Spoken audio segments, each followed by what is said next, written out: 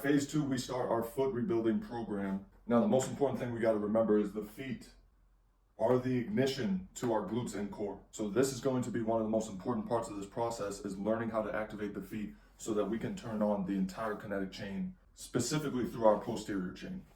Now, some important facts about the feet: 26 bones, 33 joints, over 100 muscles. So obviously there is a lot going on. Super dense sensory input. There are a lot of nerve endings in your feet. And obviously they serve as our base, our foundation. This is how we have connected to Earth for thousands of years. But again, the most important part is this myofascial connection between the fascia and the feet, all the way up through the calves and hamstrings and into the glute muscles. Now, biomechanically, they're going to be super important for our proprioception. Obviously, it's the first thing that touches the ground. And we need that process of the feet feeding the brain data to be as efficient as possible. From a mechanical standpoint, we also need the feet to work optimally for shock absorption. If the feet are not doing this, that means that other parts of the body have to do it, which is probably going to lead to knee pain or hip pain or something else along that kinetic chain.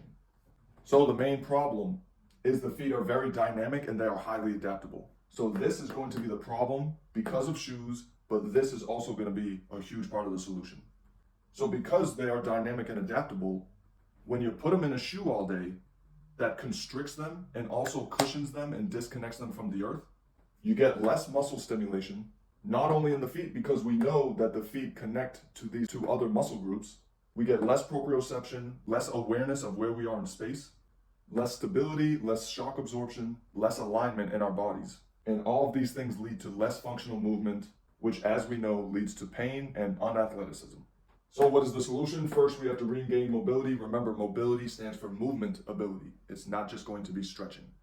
We do not want to be isolating the feet in strength or flexibility from that myofascial chain that so deeply connects the feet to our glutes and core. We regain mobility, then we progressively overload with exercises and integrate as a system. So basically, we just want to wake up our feet because they've been living in shoes and cushioned our whole lives, so they almost shut off.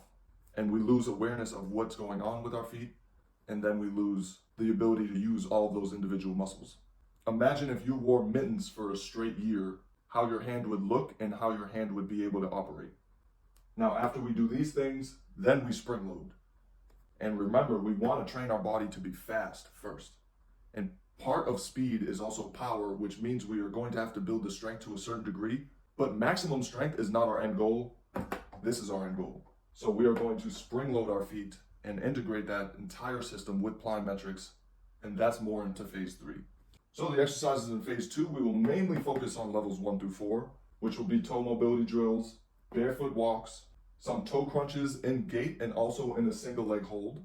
And then we'll get into some hops and try to wake up some of those springs. Then into phase 3, big plyo time.